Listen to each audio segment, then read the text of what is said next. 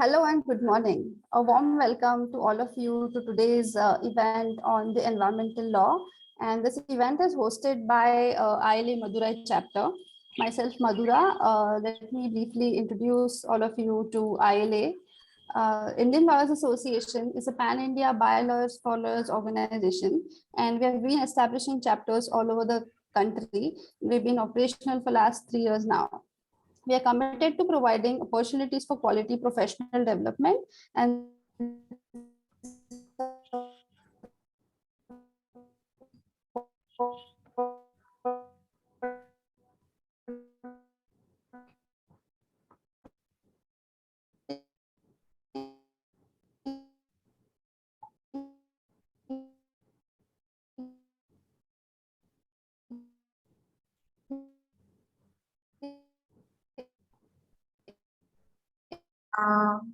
I think, Madhura, there is some problem with your internet connection. Yeah, even I believe so. Yes, yes, yes. enhancement of equality in the legal profession. We aim to promote the delivery of just law throughout India. We have chapters. Is this fine now? Yeah, it's fine now. Yes, yes. Okay. We're cutting out now.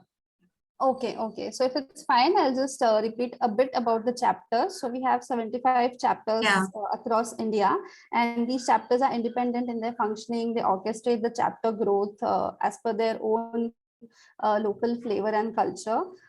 They organize a lot of pro bono assistance program, create mentor-mentee relationships, provide accessible support system to young lawyers, and create a referral network. And they have a lot of fun while they do all of this. So today we are here to discuss a very interesting topic about environmental law.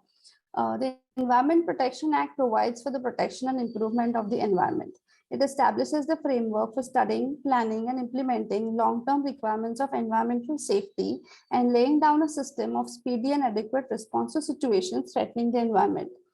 But with the increase in advancement, utilization, and dependence on technology, as well as the fast-changing lifestyle of humans, the threat to the climate and environment has been increasing greatly. Today, let us discuss more about this and hear what our speakers have to share. Let us hear from our today's speakers, Advocate Kritika and Advocate Gokul. Advocate Kritika is working as Business Process Delivery Senior Analyst at Accenture. She is also Master Mentor at Indian Institute of Industrial and Professional Studies, Honorary Legal Advisor at Eklavya Education and Employment Foundation, Editor at English Law Newsletter Communique and Kannada Law Newsletter Samvada by Lahari Advocates Forum, and YouTuber at Unlock Law Online. Welcome, Advocate Kritika. Thank you. We also have with us Advocate Gokul, who is currently working as Assistant Professor in Reva University, Bangalore, and Master Mentor at Indian Institute of Industrial and Professional Studies, India. Advocate Gokul, thank you for joining us and a warm welcome. Thank you. The event today would be moderated by Advocate Priyadarshini, founder, Smarth Legal. So I'll hand it over to Priyadarshini to take it up.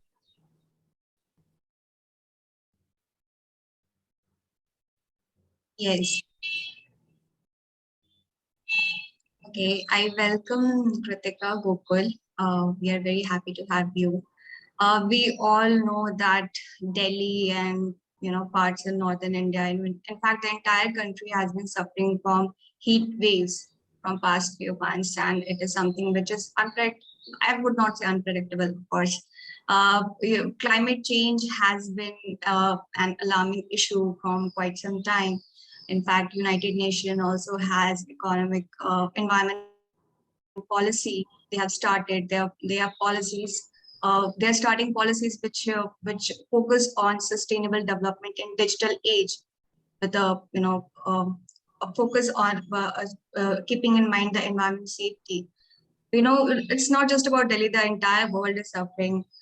We have Canada, Argentina. Not all of us are aware that these countries have droughts, which is why the oil supply may cut. So, and everybody's especially after the COVID, how things have changed. Our lifestyles has changed. Our the way we our eating habits has changed in past few decades, and how technology has taken over our life.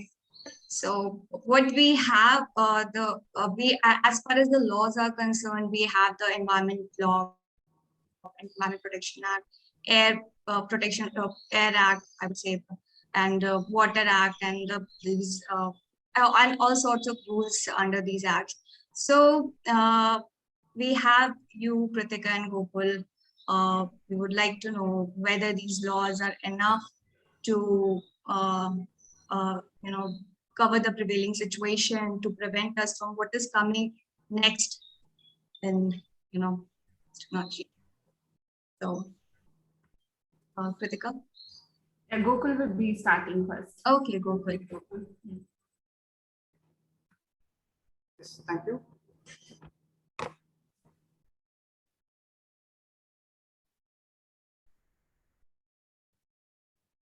Do you have a presentation to share, Gokul? Yeah. Okay.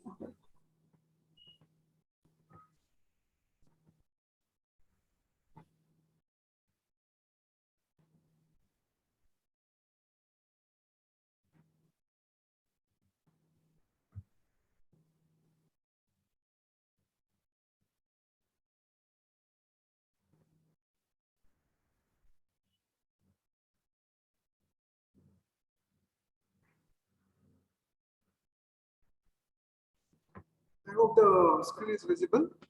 Yes. Please do let me know if my voice breaks or if there is any disturbance so that I can change the place. Well, Yeah, sure. Go ahead. You're fine. You're fine. Okay. Thank you. Thank you so much. Well, good morning, one and all. It is truly a pleasure to meet you all on this occasion.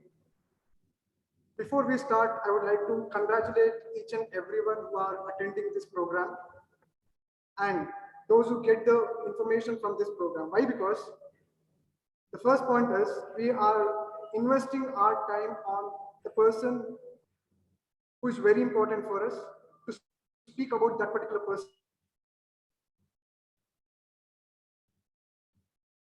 Who has given birth to millions and millions of. Gokul, yes, your voice is breaking.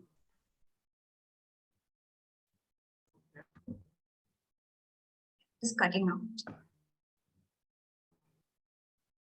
How about now? Yeah, it's fine. You can resume.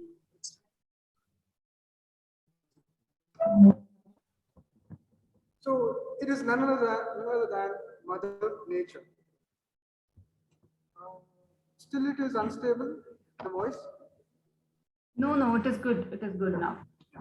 So it is all about the Mother Nature about whom we are discussing today.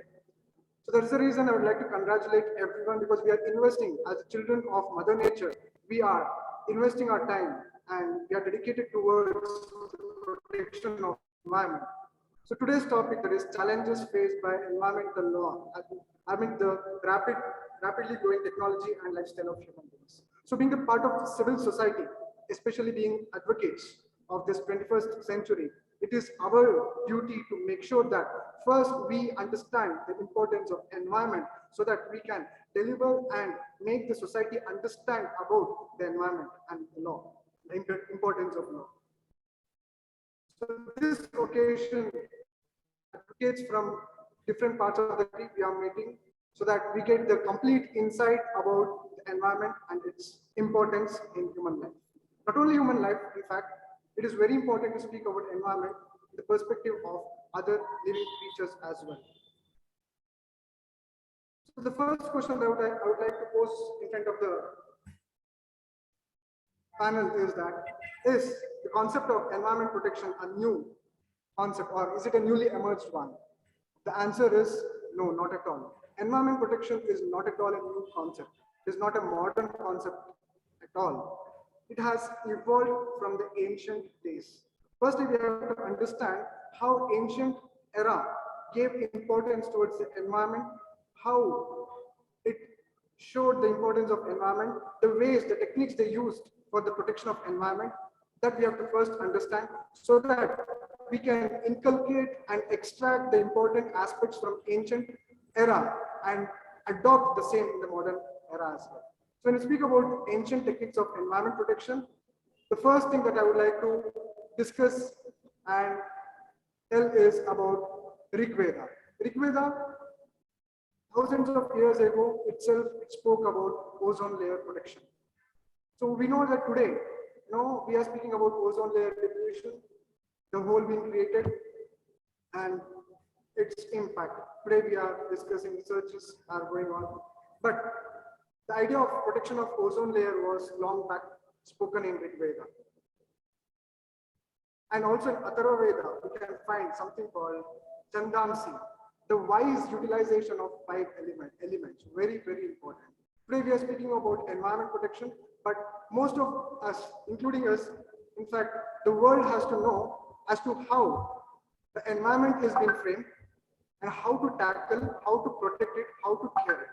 The answer is the wise utilization of 5 elements, which we call as Panchabhutas. In Atharva Veda, the word Chandamsi tells that as to how we have to utilize the 5 elements, how we have to handle those 5 elements. Why? Because the whole human body itself we take, it is framed by the 5 elements. The next aspect is about Ashoka's inscription. Even Ashoka's inscription spoke about the protection of forest as well as wildlife. So we can understand by this, environment protection is not at all a new concept. People long back have spoken about environment protection. So, but however, in the modern day era, there are challenges, highly sophisticated challenges that humans, we are facing the problem. So how we tackle it as social engineers, being lawyers, as advocates, how do we have to take the call to make sure that society moves in a proper way is the need of the hour. So as I told, there is the concept of Panchabhuta, the 5 elements. When we speak about pollution, today we are speaking about air pollution, which is nothing but Vayu. The 5 elements, Vayu, Jala, Agni, Prithvi, and Akasha, all these forms the 5 Panchabhutas. And the entire pollution, the concept of environmental pollution is revolving around these 5 Panchabhutas. Today we are speaking about air pollution, we are polluting it again. And we have the Air Act in our country, that is Air Act 1981. And also we have Water Act. It is nothing but Jala. Water is called Jala. We are polluting that as well. So we have Water Act, that is Water Act 1974. This was the first act which came even before the Environment Protection Act. This is the speciality of this act. This act, even before the Air Act, the first which came was the Water Act. Then comes all other acts in our country, in fact. So the next is Agni. So we are today speaking about global warming, the carbon emission, hydrofluorocarbons, all those things we are speaking, and it is nothing but it is related to the tattva called Agni Tattva, the fire. So there are many international conventions working globally, which have been done globally for the reduction in global warming, to reduce, for example, the Paris Agreement, to reduce the temperature the global temperature by 2%. So likewise, we have many international conventions which are focusing on reduction of global warming. The Akasha, the next tattva, the next element of the concept of Panchabhuta, the atmosphere. So the ozone depletion, the very important aspect, and the space debris. We are polluting, not only polluting the Mother Earth, but also we are polluting the space. So we can find many debris which are causing effect for the sun rays itself to enter the Earth. So it is nothing but causing destruction to our own life. So it's our duty to make sure that we regulate frame proper laws for regulation of space debris as well. And the last tattva is bhumi, the earth, soil, the quality of soil. There's degradation, the drastic degradation in the soil. As you know, we all know that, if we eat a fruit, whether it is apple or orange, any fruit it might be. Previously, 100 years back, if we ate the same fruit, one fruit, you would get the nutrition equivalent to 5 fruits. But today, even if you eat 10 to 15 fruits, we are not able to get the nutrition equivalent to the one single fruit. So that is the situation. Why? Because those fruits or those vegetables are grown in such a situation, such a condition where soil quality is itself very low. So the call by Sadhguru, as we all know, Save Soil, is one of the most important dynamic campaign which is being started by Sadhguru to unite the whole world, all the countries, all United Nations, members of United Nations, to protect the soil. When I say soil, the most important aspect is topsoil. So he's focusing on topsoil. So the reason why I am speaking about his campaign is this shows that if one person takes the call of protecting the environment, the whole world will stand with him. So we can guess, we can understand the kind of support that he's getting for that. And also, in our university itself, most of us have already got registered for this campaign as volunteers. So it would be my sincere request for each and everyone to get registered and register yourself as volunteers for this campaign to bring a change in the globe. And the most important aspect apart from this is we are actually eating food which belongs to the future baby. Means we are growing food. We are, the vegetables, fruits and all, whatever we are growing, actually belongs to the future baby. If we are using chemicals, fertilizers like this, the future generation won't get the food at all. They won't be able to grow the food, grow the crops at all. So it's our duty to make sure that we completely focus on the concept of sustainable development. So next slide is with respect to, there's one person which about whom I would like to speak about, who gave the complete insight about the protection of environment with the concept of Panchabhuta. 5,000 years back, he made us understand the importance of Panchabhuta. Not only 500 years back, even today, and till the world lasts, his message will remain the same. He did not speak anything, but he showed one thing. Most of us have failed to understand the importance of Panchabhuta. We have failed to interpret. We have failed to become an intellectual interpreters.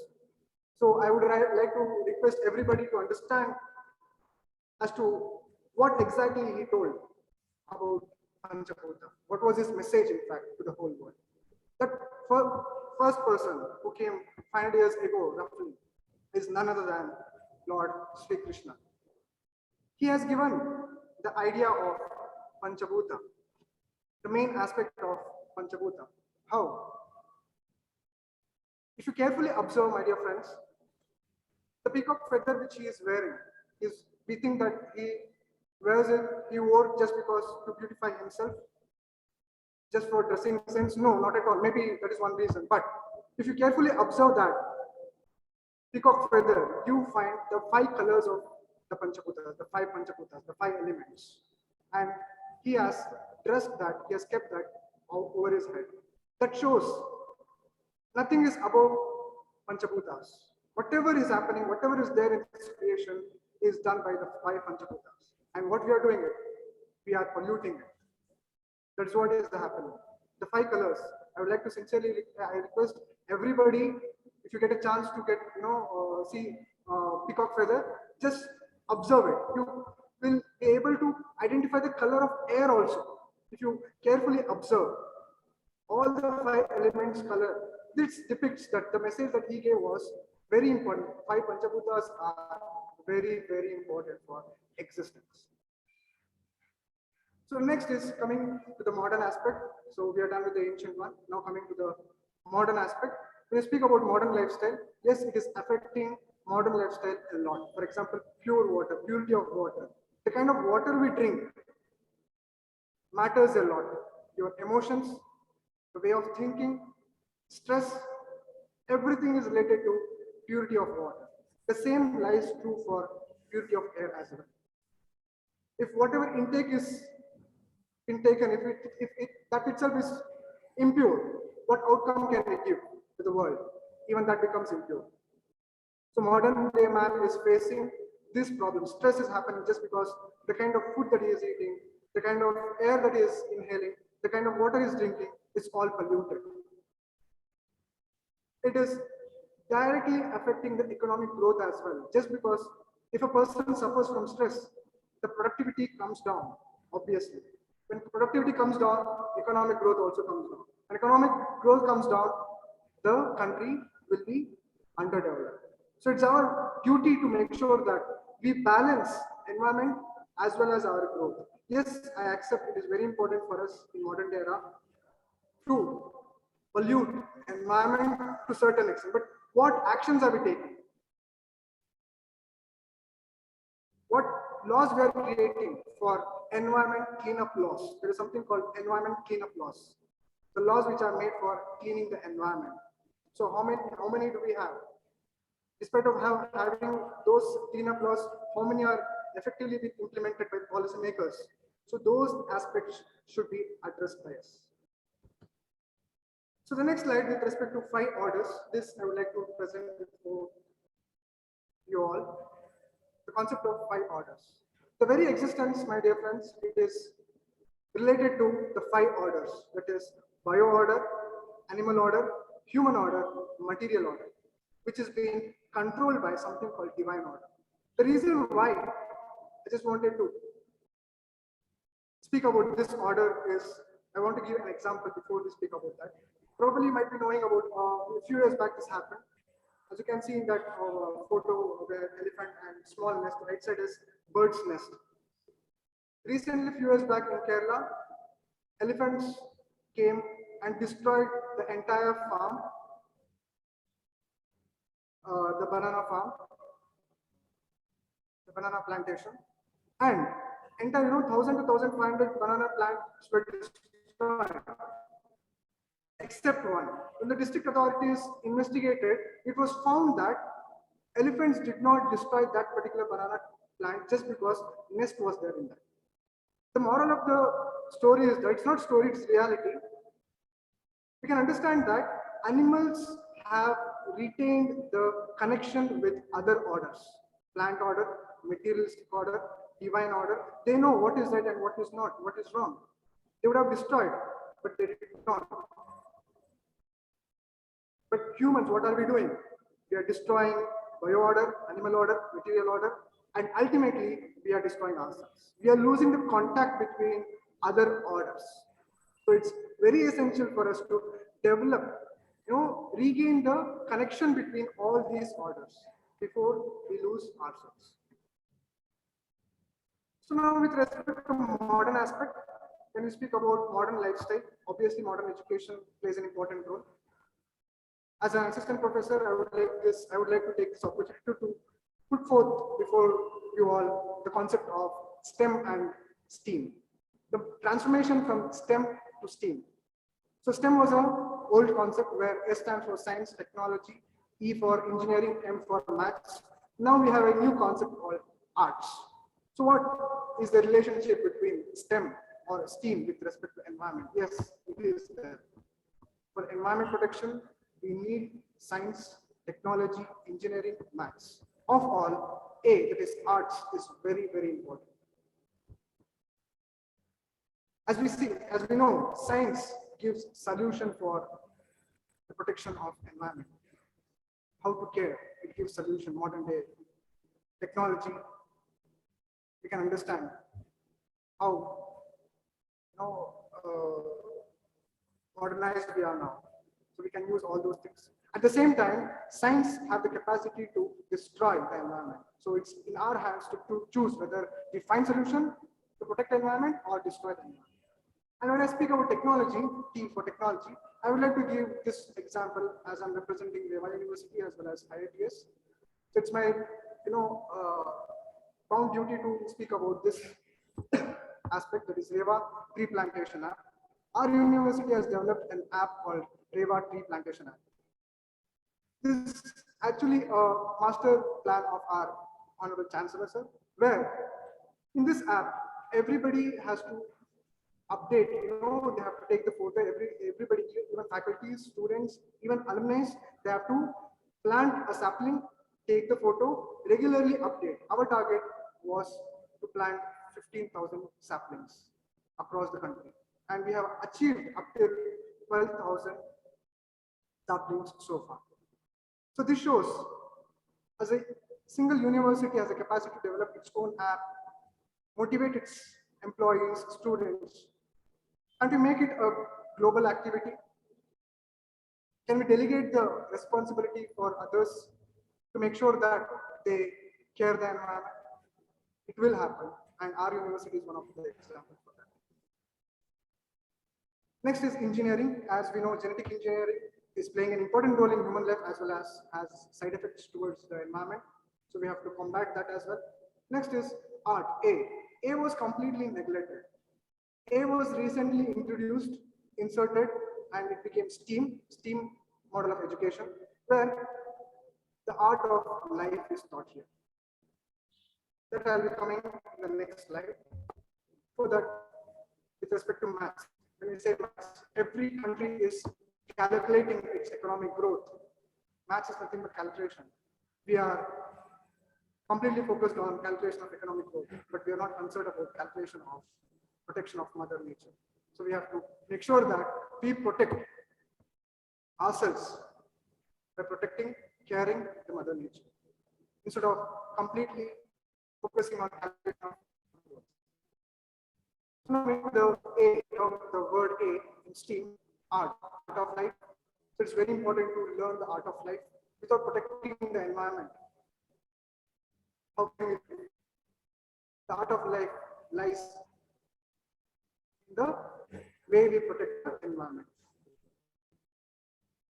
Art of humanity. So it teaches us the art of humanity.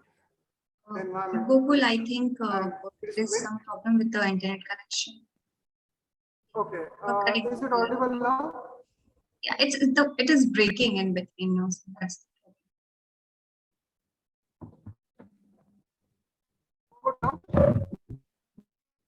no, not yet. Is it okay? No? Not, I don't. There's a problem with the video and the. You can turn off the camera and then also speak if it's it saves. If it is. Okay. Yeah, I think it's better to turn off camera because you get good work. Yeah. Mm-hmm.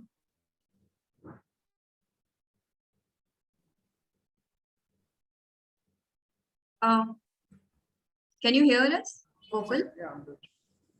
Just turn off the camera. No, just yes. Yeah. Is it fine now? Yes. Say something like sentence or something.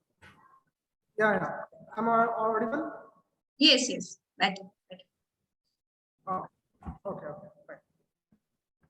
So coming back to the discussion, then the art of life has to be taught for the students because they are the stakeholders of the future environment. And make law in such a way that it is easy to implement as well as the public support is gained by that.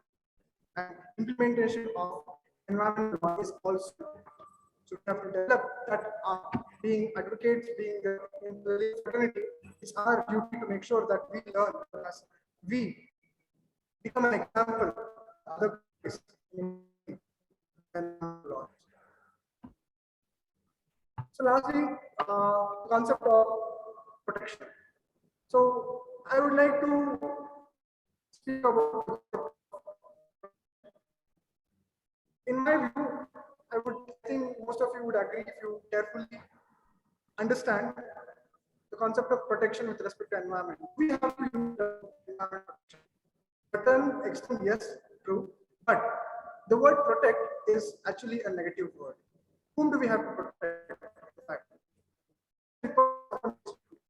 Mother Nature, we not at all. We are just like ants. She can destroy at any point of time. And we are speaking. Gokul, I'm so sorry. I think I have to interrupt once again. Your voice is cutting out. We still can't. Can you try changing the location or something? Okay, 1 second. 1 second.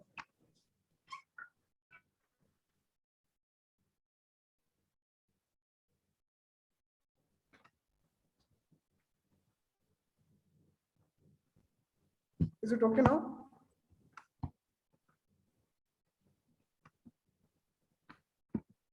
Yes, yes.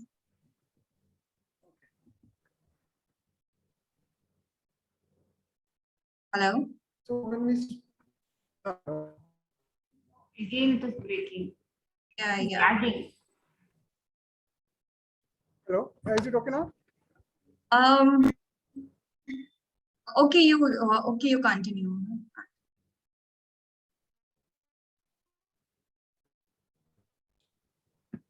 Can I go ahead? Still, the problem is persistent. I think this is still there. Still not audible. The problem is with the breaking of the voice. It's not about the audible part. 1 second. Just give me 2 minutes. Is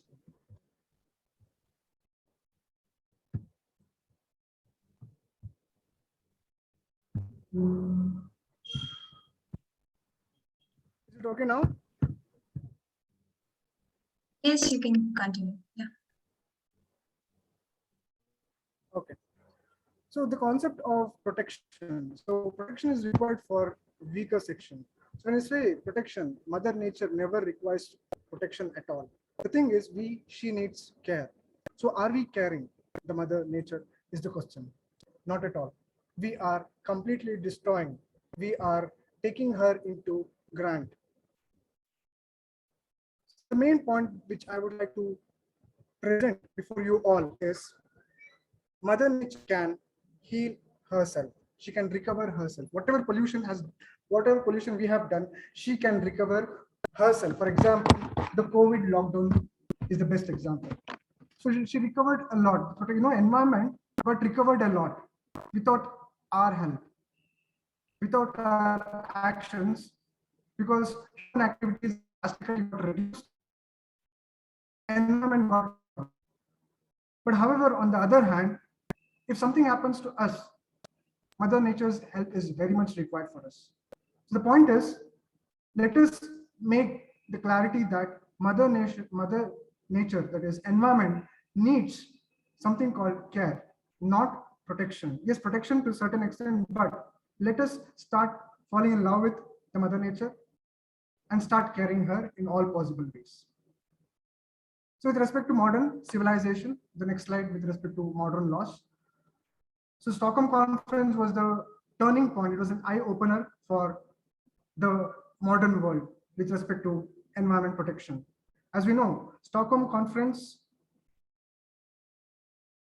gave an opportunity where all the countries came and met and they discussed about environment protection, and most of the countries implemented their own act in their country for environment protection, and India is also one amongst that. There is 1986 we introduced Environment Protection Act, and it was only after Stockholm Conference. Secondly, that is nuclear weapon, even that is causing pollution. The recent war.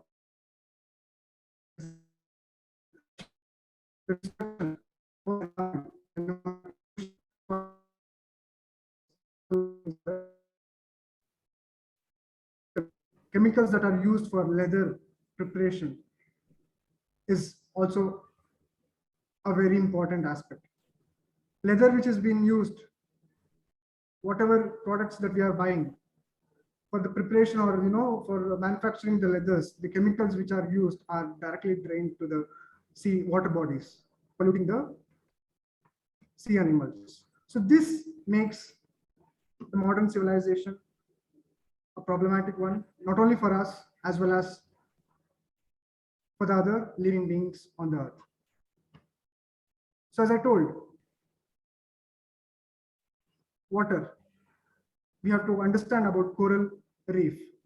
There are only 2% coral reefs in the entire world, but it is responsible for 90% of biological process. Whatever is happening in the world, 2% of coral reef is responsible, the biological process. If this 2% is destroyed, the entire globe will be under threat. So it's our duty to make sure that coral reefs are protected. For this, as advocates, what should be our call? Actually, there is no separate legislation for protection of coral reef. It's our duty to make sure that every country, or at least in our country, a separate legislation is introduced for protection of coral reef. Presently, coral reefs are protected under Wildlife Protection Act. They don't have a separate legislation. So having a separate legislation would make a big difference. So I'd like to conclude by stating that there's no plan B and there's no planet B.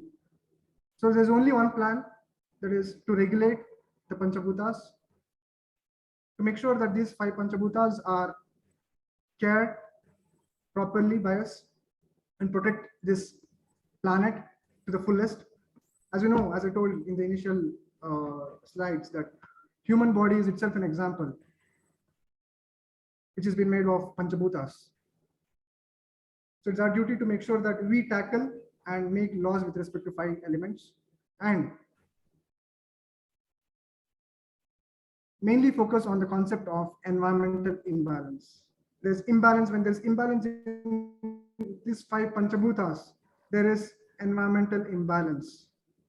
So we have to understand the concept of environmental imbalance so that all the 5 elements are coordinating with each other and this world becomes a beautiful place to live.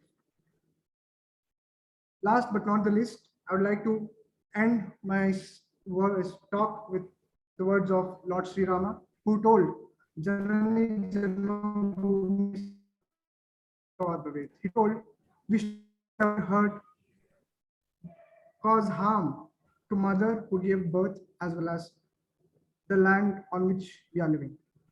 So let us promise on this day that we dedicate ourselves in protecting Mother Nature. Just like World Tour, we are on Universal Tour. Earth is just a place we come and go. Let's not destroy this picnic spot and cause harm or make it an unhealthy place for future coming living beings. Thank you. I just would like to thank you all for giving me an opportunity to speak on this topic, which is very important and very interesting.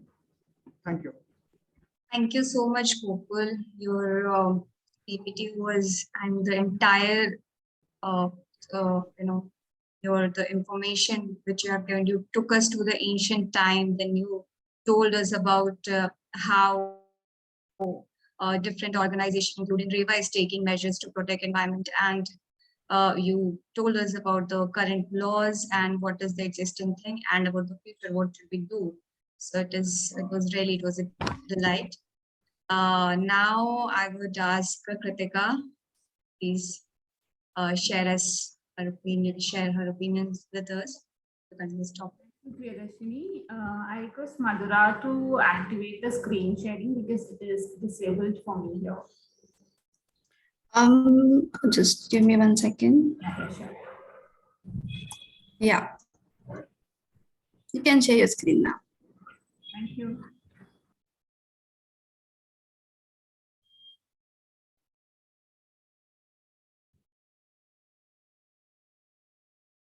Okay, I believe my screen is visible now. Okay, yeah. So yeah, I'm really happy to take over the second part.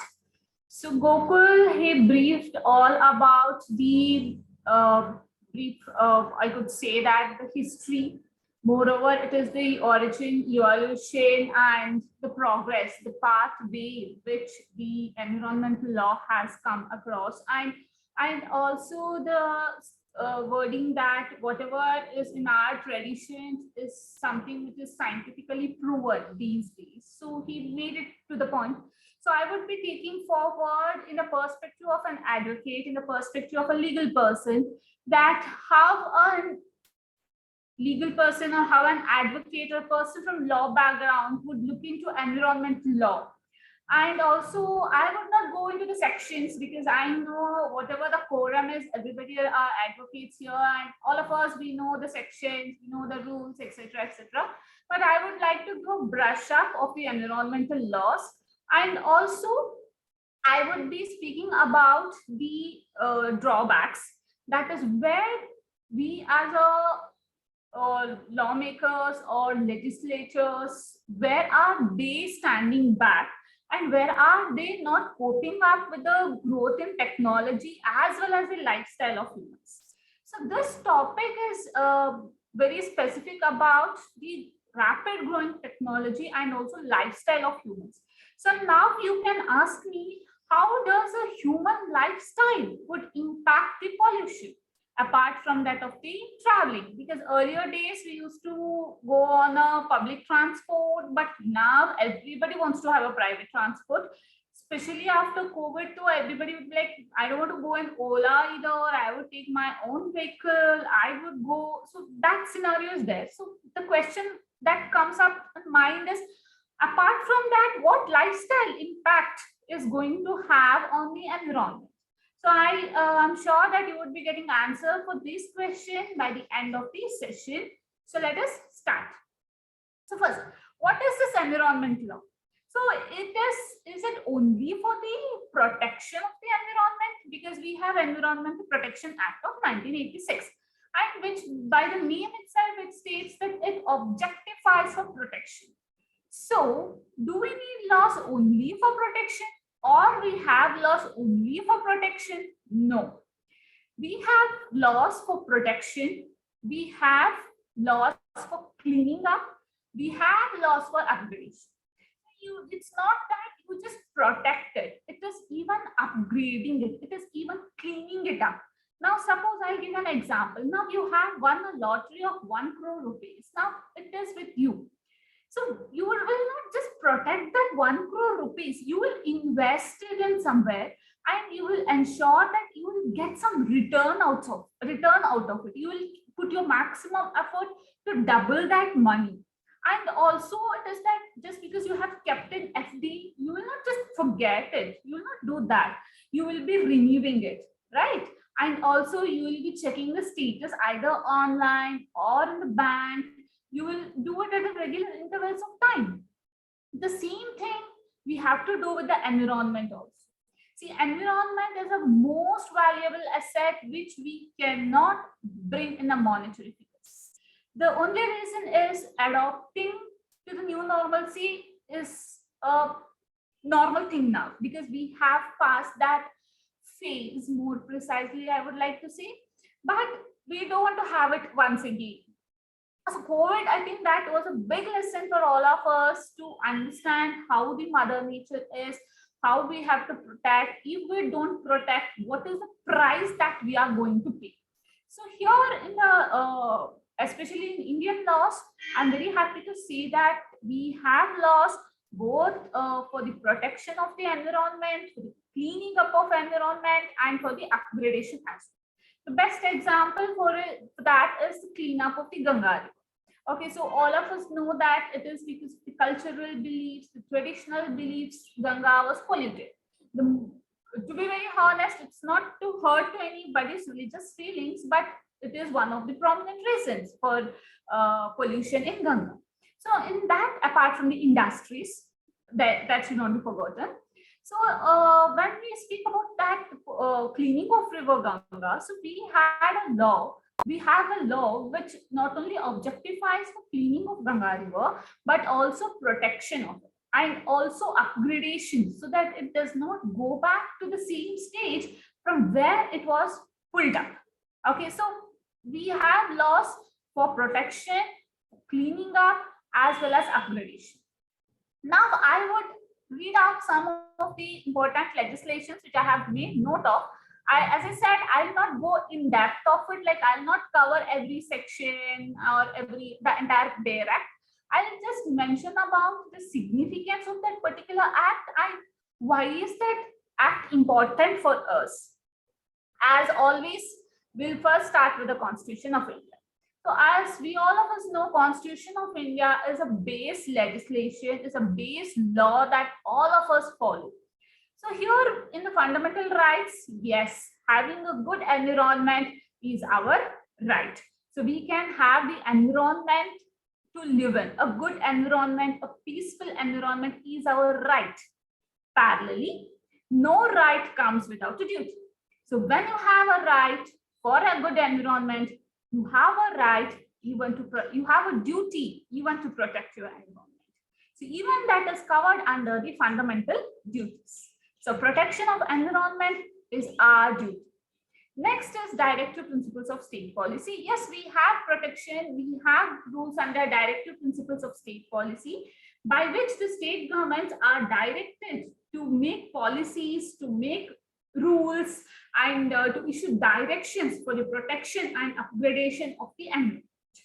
In addition to this, we have the writ petitions, wherein we have certiorari, quo inflow, all these writ petitions, which can be invoked under Article 226, and the common people can approach the Honorable Courts of India for the protection of environment.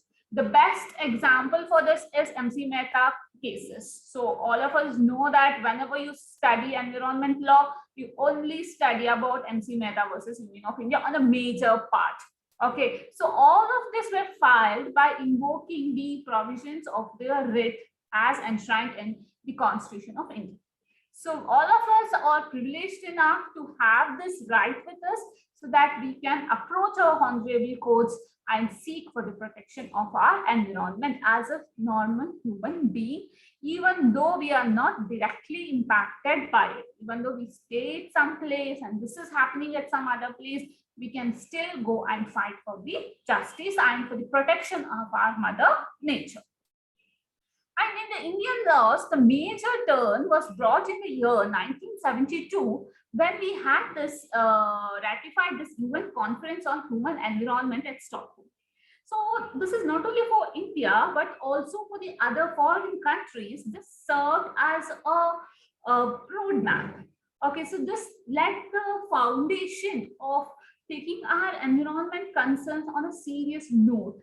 That yes, there are countries who are at the verge of the protection, like verge of the extinction of certain species, or who are facing the global warming issues, and also who are having serious threats to their mother nature. So this is a kind of, I could say that, icebreaker. And India, as it ratified this particular conference, particular convention, it had to set up certain ministries for the development of the environment. So gradually, that particular ministry was, that particular department was termed as Ministry of Environment and Forests, that is MOEF, and rest is history. So once we had this Ministry of Environment and Forests, we had plethora of developmental programs that took place in India. So it is something like, I could say that it kick-started with all the process, and all the legislations that we have related to the environment were brought into action by Ministry of Environment and Forests. We should be really grateful for those ministers who were handling these positions, and they understood the concern, they foresee the future, and they brought certain legislations even before 40-50 years ago. That is, I think that is something which is very commendable job that they have done, and they have put their earnest efforts. So speaking of such legislations, we have the Environment Protection Act of 1986, which is the, I could say that it is the master book of all the environment laws. So this is majorly influenced by this UN Conference of Human Environment that was held in Stockholm. So This enactment, it basically deals with the protection and preservation of the environment.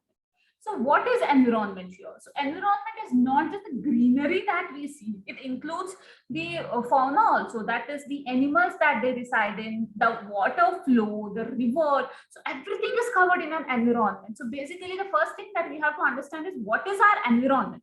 It is not just that the green thing, what we see. It's not just the trees or animals or something like that.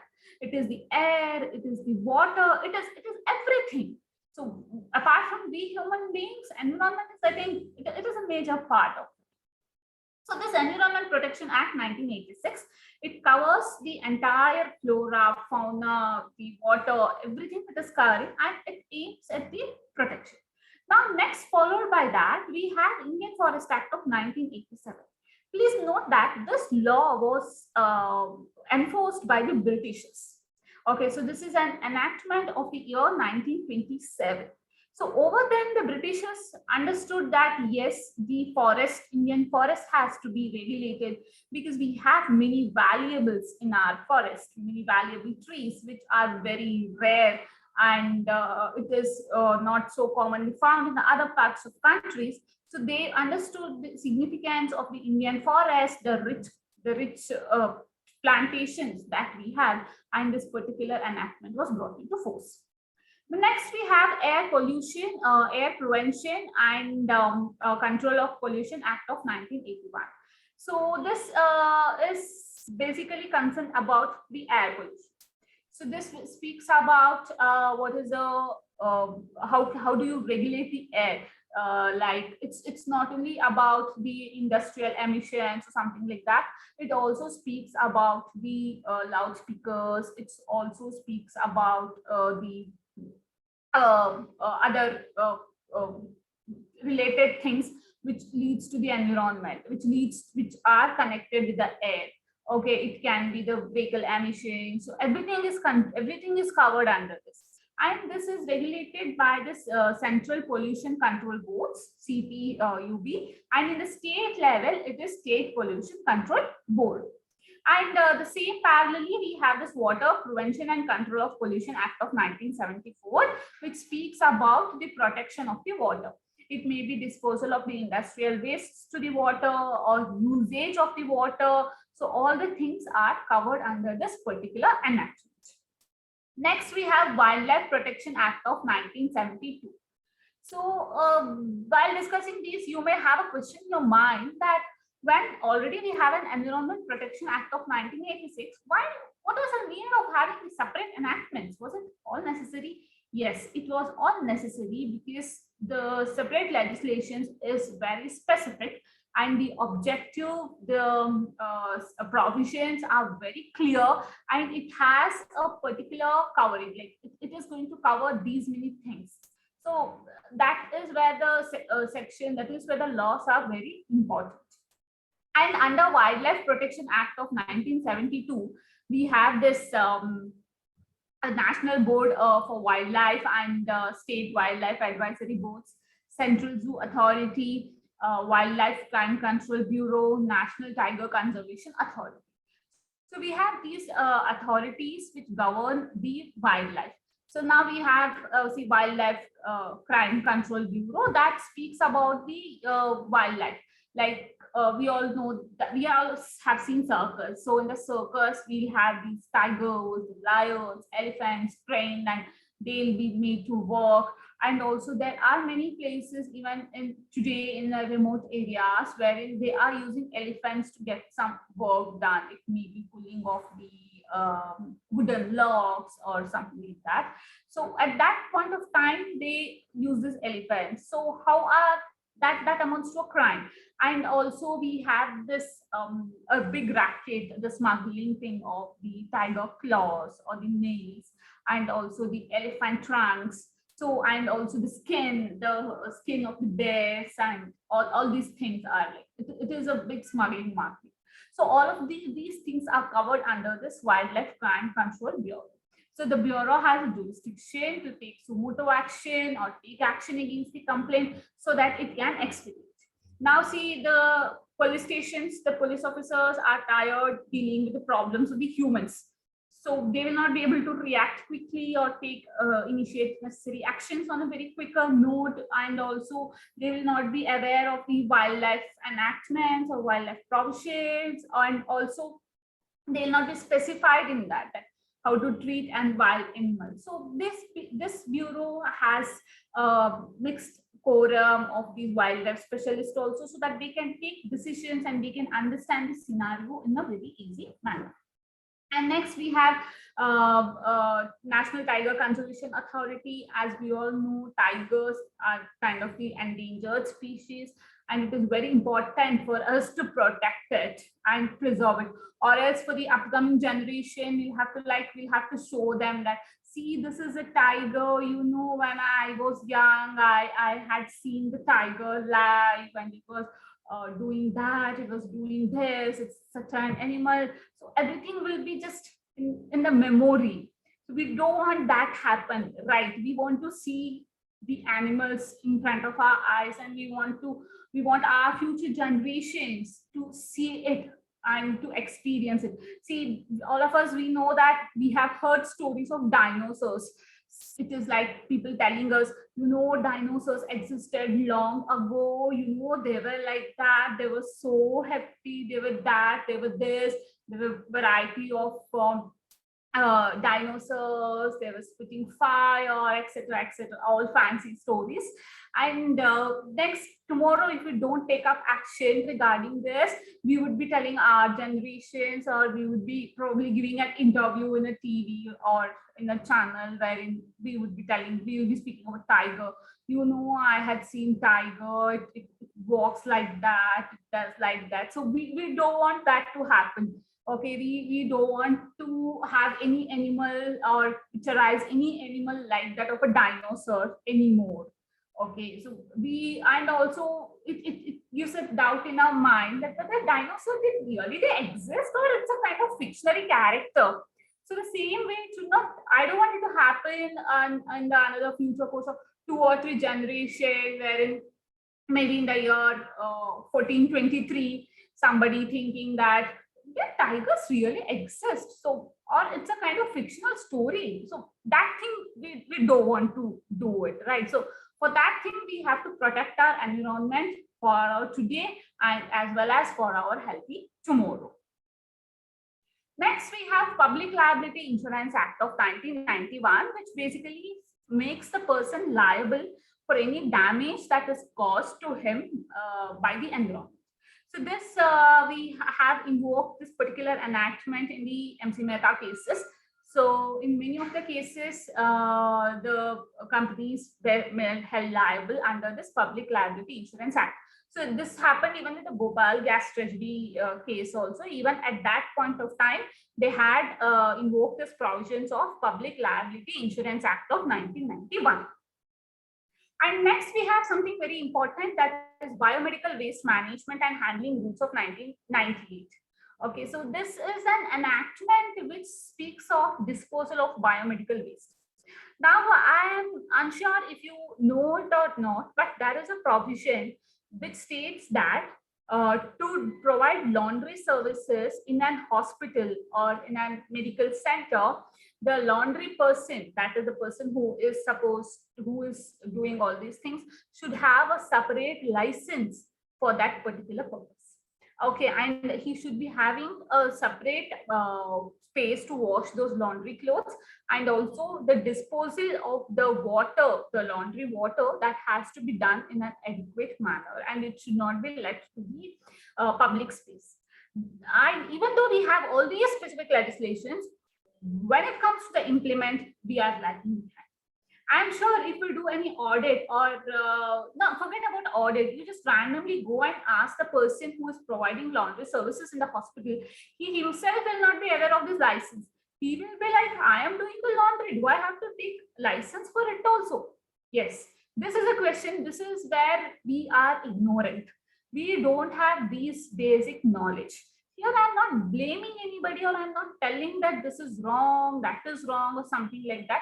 But when it comes to implementation, we all of us look at our convenience. If it is convenient to us, If it is profitable to us, yes, the particular enactment will be implemented. If it is not profitable to us, it is nowhere going to be implemented.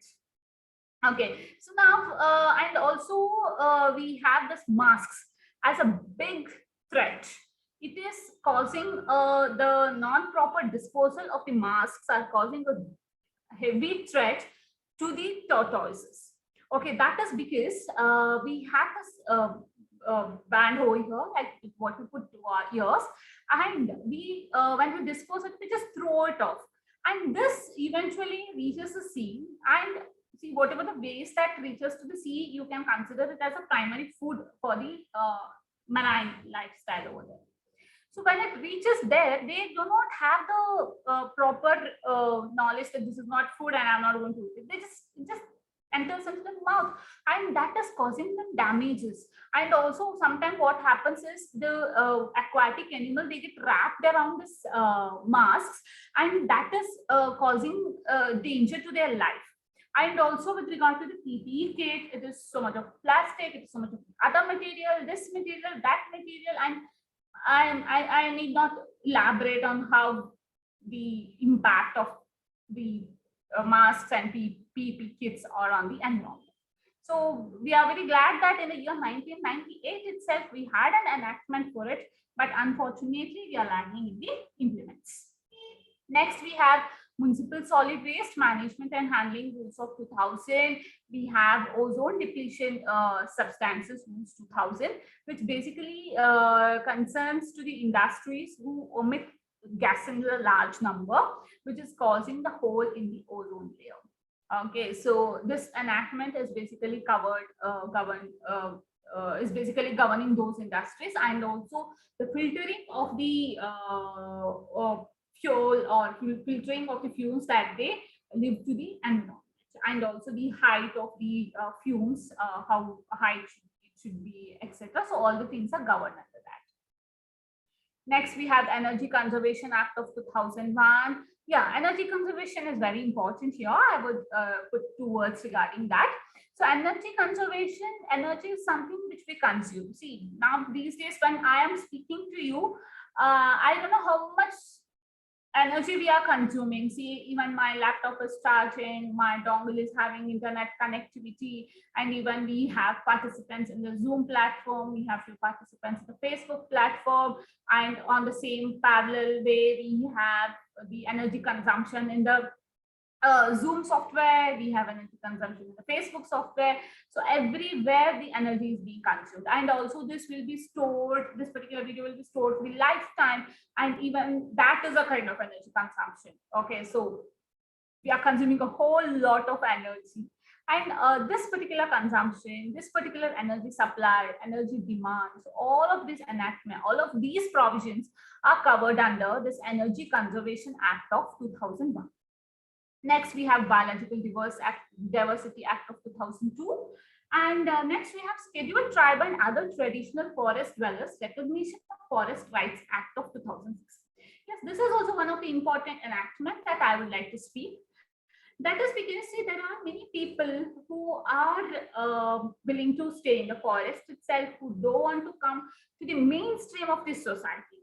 That is because their non-willingness or their innocence, and it's their wish basically at the end of the day. So what is the lawmakers doing to protect these people? So for the protection of these people, we have this particular enactment, that is Scheduled Tribes and Other Forest Dwellers Recognition of Forest Rights Act of 2006. So under this act, any scheduled tribe who is residing or who is having their basic home in the forest can reside over there. And also for their livelihood, they can carry out certain trading activities in the forest. Apart from that, trading in the forest is not applicable for all. Okay, so you cannot go to a forest area randomly and tell that this is my property and I'm going to do it. No, that is all not possible. You cannot do it. So if any range is declared as forest area, then that property basically belongs to the government. So government is the one who's going to take actions on all of it. And the government has right to limit your entry to the forest areas. Okay, now you all know that when we cross, there are many highways which goes through these declared forest areas like national forest region. So over there, they will do the checking, like what are you taking in, what are you taking out.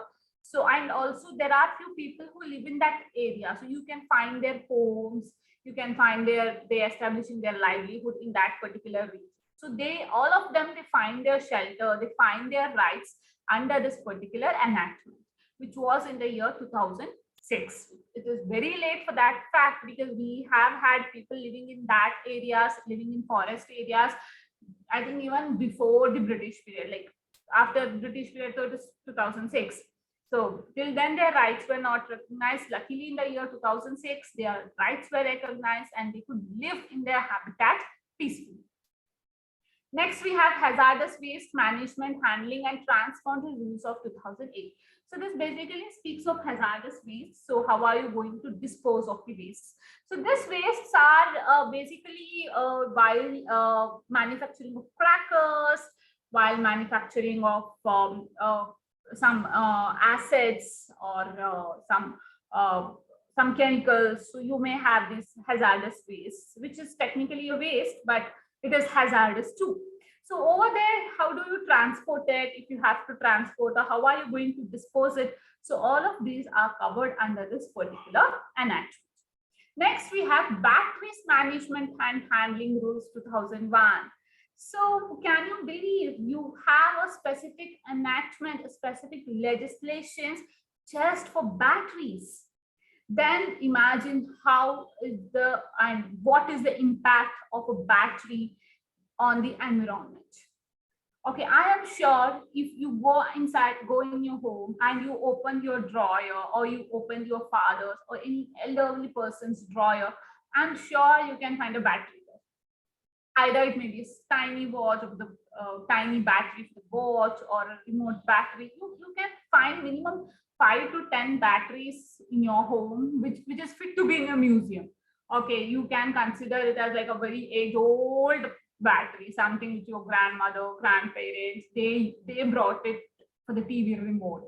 Okay, see, that is a life of a battery. And you might have seen, if you have opened a battery, you can find that black stuff inside, or if you have out of curiosity, if you dug inside, buried it in a mud, and when you open it, you can find it. This is an experience with me also. If I go to the garden and if I do something, some plowing, or if I do some replantation or something like that, then I'm sure I'll be finding a battery piece or sometimes a whole battery as of it. So how are you disposing the batteries? How are we supposed to collect it? So everything is covered under this batteries management and handling rules of 2001. So while manufacturing the batteries, also what is the protection that the company has to take? So all of these things are covered under this. Next, we have National Green Tribunal Act 2010. Yes, so this established a tribunal called as National Green Tribunal. So this National Green Tribunal is established with the objective or with the motive of hearing the environment related cases in a speedy manner so that the cases get disposed of quicker.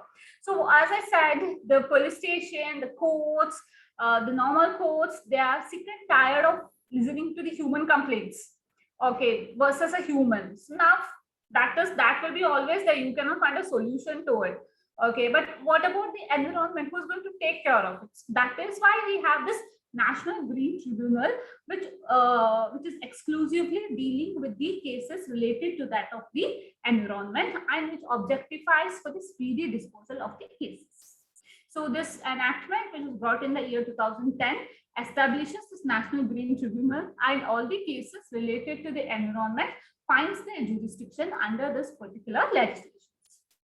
Next, we have e-waste management and handling rules of 2011. This is a very important concept, that is e-waste. I'm sure as you can find a battery in your home, you can find an old unused mobile, which you have no clue that what are you going to do with it.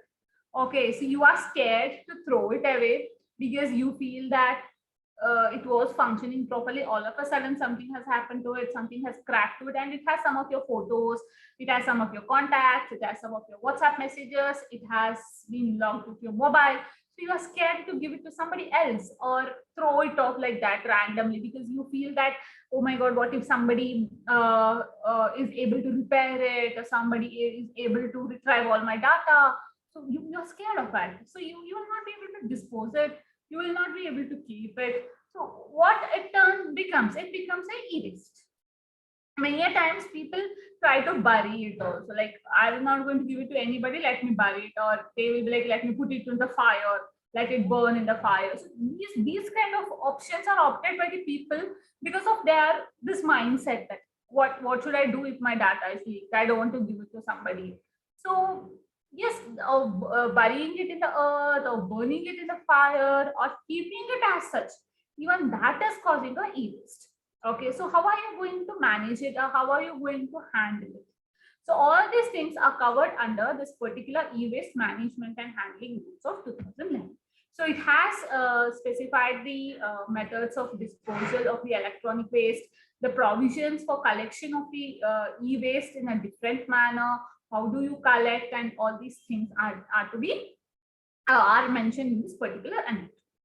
Next, we have solid waste management rules 2016, and next we have construction and demolition waste management rules 2016. Yes, so this is an important enactment. So now we have, I think, whichever city, irrespective of the city you are in, just peep out of your window. I'm 200% sure you will find a building that is being constructed.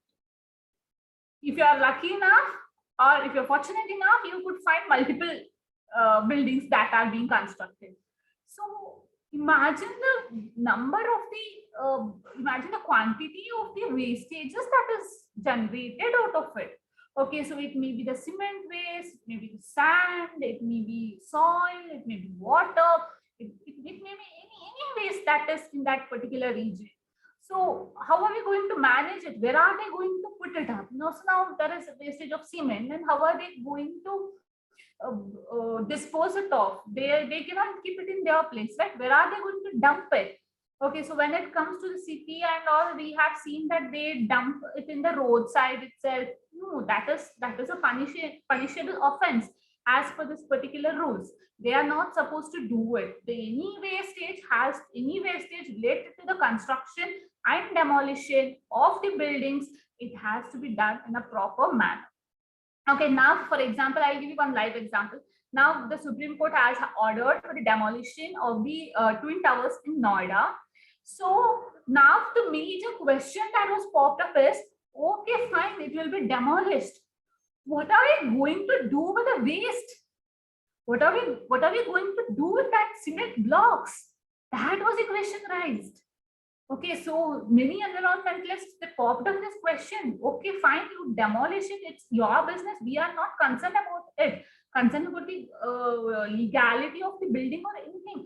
What we are concerned about is, what is the quantity of the pollution that is going to cause while demolishing it, the dust. Okay, when I speak about the process of demolition, it is dust. It is going to be cement dust, and it is going to be fine dust.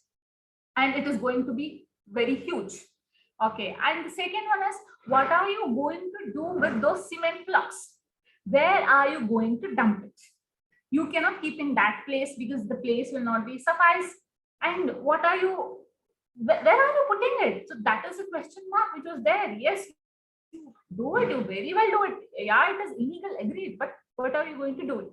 So at that point of time, this construction and demolition waste management rules 2016 is invoked, and the answer is found under this particular legislation. Next, we have Compensatory Afforestation Fund Act 2016. So this is something very interesting enactment which states that if you are taking anything from the environment, give it back to the environment. That is now, see, the lawmakers also understand the concept of development and the clash of it with the environment. So if you are taking a part of environment, that is, you are destroying 1 acre of forest, then you are supposed to grow the exact 1 acre of forest in some other. So if you're not able to find of the same region or of the same type or it does not match the criteria, then you are supposed to create a forest or build a forest in the 2 acres of the land. So double the current size. Okay, double the area of the demolition. So this is called as Compensatory Afforestation Fund Act 2016. So at that point of time, even a compensation from them is collected, and then later on the government invests that particular fund in the development of the forest region in some other area. So that even if the environment is damaged, is hampered, then we are making good for the losses that is caused. Okay, and next we have central and state government notifications. For example, I'll give you the notification of the coastal area. So in the coastal area, the central government and state government has passed a notification identifying and recognizing the rights of the fishermen. Okay, so as per this enactment, the fishermen, they have the right to go to the sea, go to the fishing and come back. So the right of fishing is not with everybody. I cannot take a boat and I cannot go to the sea and I cannot do the fishing and come back. No, I don't have the right. I should be having the proper licenses for it. Okay, so they have considered it as a livelihood and they have given them the right that yes, this is your business, this is your livelihood. You can go and you can do the fishing and you can come back and you can sell it. So these are given under the notification, and also they have the right to stay in that region and also to keep their boats or something like that in that particular government properties. So these are the enactments that provide the protection for the environment. But we have something which is beyond law. So what is this beyond law? So beyond law is the next what it comes to our lifestyle and the technological needs. First one, I'll start with the needs versus wants. So what we need is different from what we want. Okay, so it is something the ultra desire of luxury or something like that. Okay, so we should understand what is our basic needs. What do we need to sustain in this earth, and also not only our sustainability but also looking to others' sustainability, and also the environment's sustainability, how much it can tolerate us. So we have to understand that and we have to assess our needs and our wants. But unfortunately, we are not able to do it. Okay, now if you see, including me, every human would like to have 2 phones. Okay, so that is because one is my professional thing, any phone number, any call, I will go to this one, and this is my personal. So anybody, family member or any relative of mine, or if I'm social enough, so they can contact me at this number, so that when I want to socially separate or disintegrate with the society, then I can switch it off and I can be myself with this particular number. So that is not my need, that is my want. My want is just like one phone with 1 SIM card, that's enough. But now, unfortunately, I have 2 phones with 3 SIM cards. Okay, so that happens, that is my want. So this is not what is sustainable. So though we are understanding it, but we are helpless with it. Okay, and next, clothes. Yes, how much of a clothes we have, like it may be oozing out of the wardrobe. At the end of the day, we'll be like, I don't have sufficient clothes. So this is a problem of every, not just a female, every male. I would like to say that it is a problem of every human being. Even the clothes oozes out of the cupboard, we're like, I don't have clothes for today. And these clothes are causing a great threat to the environment. Let me tell you the reason. And now with the earning of the money or the life style or what we do, like repetition of clothes is a very odd thing. So nobody would like to repeat the clothes. Okay, so even though they want to repeat the clothes, they would be like 3 months ago, 4 months ago, I had one, so I'll repeat only after 3 or 4 months. Okay, that is a trend, even if they want to repeat. Or sometimes it's like I'll repeat it only after 6 months. That is a trend, what is going on. And don't ask about the celebrities or social media influencers though, wherein they don't believe in repeating the clothes even after a decade. Okay, so these clothes, where do they go? The production of the cloth is more than more than anything. Okay, so it is something which is extraordinary. Like the volume of the production is so high, and also the disposal is also so high, because the thrift stores, they are not acceptable by everyone. So it is an individual perspective. So even if you ask me that if I would like to shop from a thrift store, or would I go to a shopping store, I would tell that no, I think I'm comfortable with the shopping store itself. And also renting the clothes is also not something which is socially acceptable. So people are like, oh, why do I rent clothes? I'm getting married once in my lifetime. I'll be getting new clothes. Or else my brother is getting married once in lifetime. I'll be keeping this as a memory of my brother's wedding. So that thing is there. We generally tend to connect with the clothes. Though we don't wear it, we would be happy seeing it in our wardrobe. But it is causing impact in our society. Many of the clothes are not biodegradable, and also the colors that are used in the clothes are also not good for the environment. So this is causing a great threat. And for this, we cannot make any law. We cannot bring out any law telling that a person can own only these many clothes. No, it is not possible. So it is something which is outside the law. And next we have e-gadget or e-waste. Yes, that is something which is very much understandable. Now, when I speak of the e-waste, see, when you open your Gmail, you can find about a message, or the total message is about 10,000 or 20,000, something like that. That mail storage is also consuming a lot of energy. So the Gmail, the cloud, it has to store those many messages, those many mails, which you are not at all going to read in your lifetime. There are some promotional messages, promotional mails, there are some promotional newsletters, there are some advertisements, which I think you might not even have opened it. If you have put up that filters and all, it would have been gone in your promotions or in the social tab, and you would never open it for the lifetime. Even then, that is causing great number of energy consumption, and that is impacting the environment.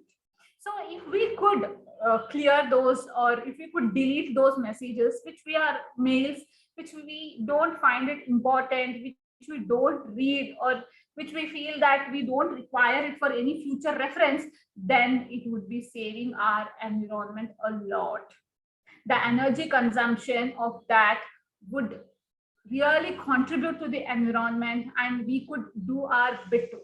So I would request all of you, whoever is listening to it, to inculcate a habit to clear your Gmails. If not in the main preliminary, I can understand how important the mails are. If not in the primary, at least in the social and the promotions tab, so that we could contribute a bit of ours to the environment. Next, internet. All of us want 4G. Nobody wants to work in a slow internet. And you know what is the impact of the internet, the high-speed internet that we are enjoying today in our environment? So it is like I'm using a high-speed internet, and I'm telling this because I am left with no other option. I am forced to it. I am a kind of, I could say that I'm vulnerable to do it, but we could do it at times when we are not using the internet, or we could switch off the routers, or as we could disconnect our laptop from the internet, so that it brings down the radiation level, or the whatever it is. Even though if it is a bit, then we have a huge population. So even if 25% of people start doing it, then I think it is going to be a huge impact on our environment. So I think we could do our bit on it, so that we can contribute to our earth. Traveling, yes.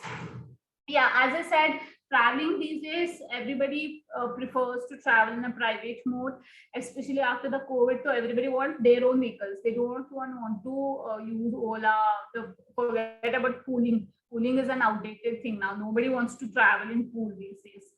So they want to take out their own vehicle and move. I think that is the main reason of the pollution. That is the main reason of the trafficking, traffic in the roads, the honking sound. So everything is contributing to it.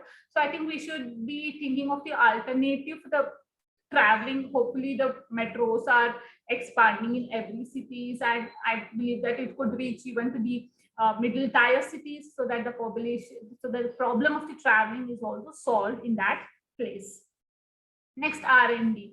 Yes, I believe that we should grow, we should learn, and we should discover new things, but not at the cost of impacting our environment.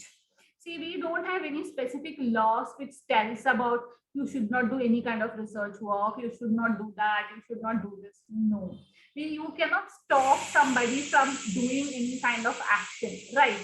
So it is up to them if they want to discover something new. Now, if a new phone model comes with some new feature, you cannot tell them that no, this phone is consuming so much of internet, you cannot do that, you cannot do this. No, that is, you cannot tell that in law unless and until you have a specific illegality in it.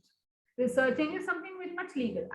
These people have taken it in another way, and we are finding crossbreeds, we are finding many animals which are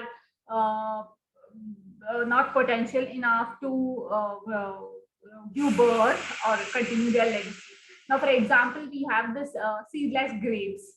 Okay, so the seedless grapes are not the ones which will be growing, which will be producing another grape plant. Now, the ones with the seeds, if you throw it, just to discard it, it will go grow on itself. Okay, but whereas with the seedless grapes and these seedless things, they will not grow on themselves. So how will environment maintain its cycle?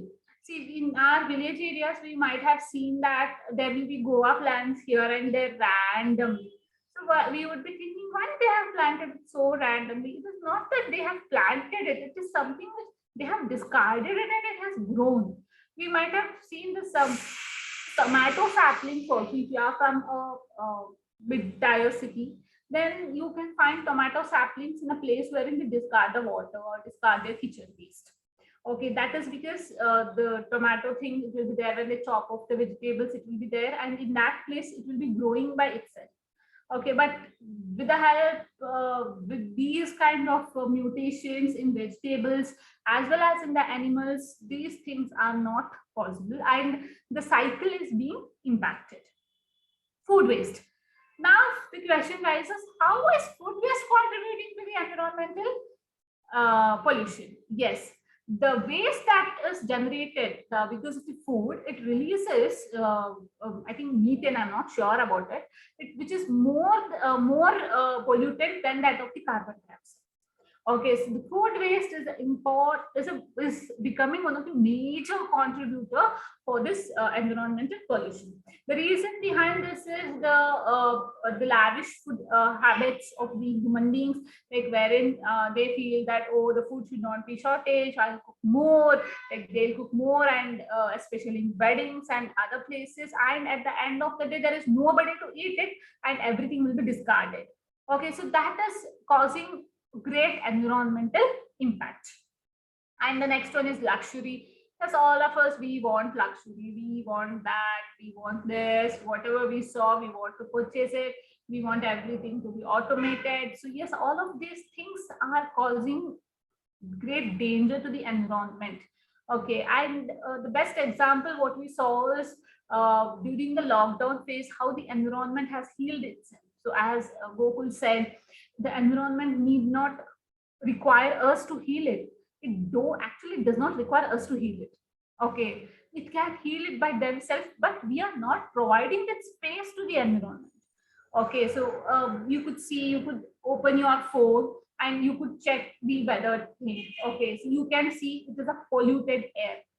The air that you are breathing in is a polluted one. Then imagine how impactful it is to your own body. At least the air that we breathe, it should be the clear one, right? That is all because of our own things, our own demands, our own needs, okay, our own wants. That is all because of the lifestyle, and this is something which the law cannot govern. This is beyond law. Law cannot be controlling your lifestyle. Then it will be like everybody will be like, it is violating my fundamental rights. Yes, that is correct. So it cannot tell you how to live. but law can tell you what is the regulations that can be done. But lifestyle changes is something that we have to do on our own basis. Next, we have technology. Technology, the first thing that comes to mind is space debris. So all of us are very happy that we are launching it, we are launching that satellite, and all of us are happy that a new satellite will be launched and we'll be getting internet connectivity even in the flight. Now my question is, okay, you have launched a satellite over there. Have you ever imagined how much pollution it is causing in the space? Have you ever thought, what if the satellite stops functioning in the space? Where will it fall down, or will it come back to Earth, or will it go back to some other satellite? Have you thought in that space? No, that is because it is nowhere picturized, it is nowhere told, because of that, even the law is not covering it. So now we have this concept called as space debris, that is wastage in the space, and this is finding to fit somewhere in the existing legislations which are related to the space law, but unfortunately it could not make it. It is struggling to make its space. Next, we have mining. So mining is something all of us know. It causes so much of dust. So even the heaviest of mountains will be made into flat surface. Also, all of us know about it. Even then, we are fascinated about making diamonds or having expensive or rarest of rare germs and something like that. Next, we have carbon footprint. Yes, carbon footprint, as I said, it is all about the meals, it's all about the technology that we use. Next, we have electricity. Yes, even if the electricity goes for 2 minutes, we become uneasy. Okay, right. That's a fact that we have to agree with that. Yes, that even in my case. Okay, even if it's not there for 2 minutes, I'm like, oh my God, current is not there. When it will come back, when the power supply will be back, that will be my situation. The same way, we also have to think that how much energy it is being consumed and what is the impact that is having on our society, on our environment. E-products, yes, which I discussed. And next is planned obsolescence. Planned obsolescence is wherein the e-product manufacturer, they slow down the machineries, that is, they slow down the e-gaskets so that the people buy new ones. This was in the year 2018 in French, wherein a complaint was filed against the Apple products that they had slowed down the functioning of the iPhone of the current version with an update, so that people stop using it and purchase a new iPhone. Unfortunately, the Apple company, they were not able to prove it that after this particular update, the phone was not slowed down. It was the other side. The other party made it to the point that yes, after this update, and it correlated with the launching of the new version of iPhone, this particular thing was done. And as per the French law, it put this planned obsolescence and it fined the Apple, wherein Apple company had to give a public apology stating that yes, they had done an update, but it was not for the slowing down, but for the improving of the battery performance, but it had a side effect and it impacted the performance of the iPhone. And they apologized their customers for causing this, and they took back that particular update, and after that the phones started working very much properly. And yeah, so this is a punishable offense, and unfortunately in India we don't have any specific legislation which speaks of the planned obsolescence. Somewhere or the other we can fit it under Consumer Protection Act, but I think it's a high time that we require this particular provision regarding to the planned obsolescence. And not only this, there are many more which speaks of this particular impact of technology, which is beyond law. It is not in the control of law. So law is something which cannot make, which cannot cover all these things. And what is the proposed solution for it? So as Gokul rightly said, we do not have planet B. We have only one planet, and that is our planet, that is our Earth. So we have to consider it as our Earth, and Even though whatever we do, it may be a bit, there is no problem. We have to do it. We should not be motivated that, demotivated that, what is this going to impact? I'm going to do this by me 1%, nothing is going to change. So if there are 25% of the people who are thinking that I will be the change, then it is 25%, and that's a huge in a number. So yeah, we have adequate laws, we have adequate legislations, but we are lacking at implementation, especially in the grassroots implementation. I'll tell you my own example where I was segregating the waste, like dry waste, wet waste, everything. And the person who who used to come to collect the waste, she will just put everything to one and she'll take and go. And I'm like, whole day I'm breaking my head, which is dry waste, which is wet waste, and I'm segregating it. And this lady comes and she mixes all of it and she takes it. No, that's a wrong thing. So over there you have to educate those people. See, it is not this. You cannot do this. You have to segregate it. So over there, when you go and dump, you have to be careful with it. Where are you dumping what? You cannot be like, okay, one I missed, no problem. Today I'm tired. No, that one day also matters a lot. Now, suppose if the Mother Earth decides that one day I'm not going to give oxygen to them, are we going to survive? No, not even a minute. So we also should not think that it's not just one day or one time, it's now or it's never. So yes, this is all about the environmental law in the world, in the eyes of the growing technology, as well as in the lifestyle, in the concept of the lifestyle. So yes, so to brief, in 2 minutes, we started up with the origin and evolution, like how our traditions has root for the protection of environment, like the Panchavedas, like we have all these 5, Vayu, Agni, everything, how it is controlling our environment and how it is important to conserve all 5 elements. And the mentioning of the environment protection and their significance in our traditions, in our culture, in the history of the Indian culture. Followed by next, the legislations which are there for the protection, for the upscale, and for the upgradation of the environment.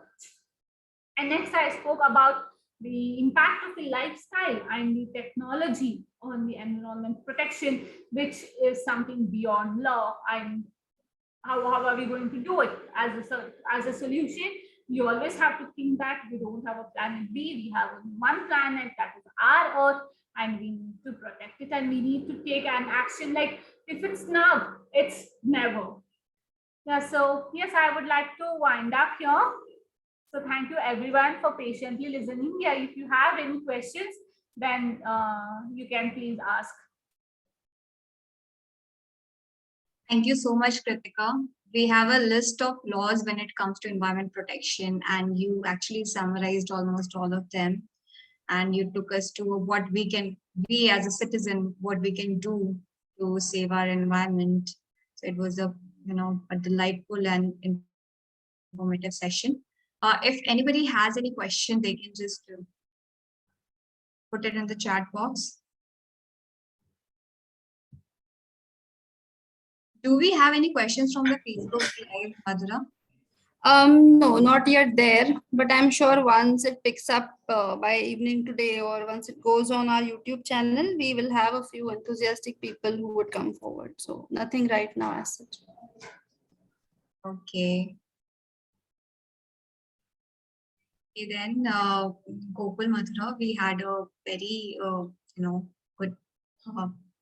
We learned a lot, and the session was very insightful, and it was.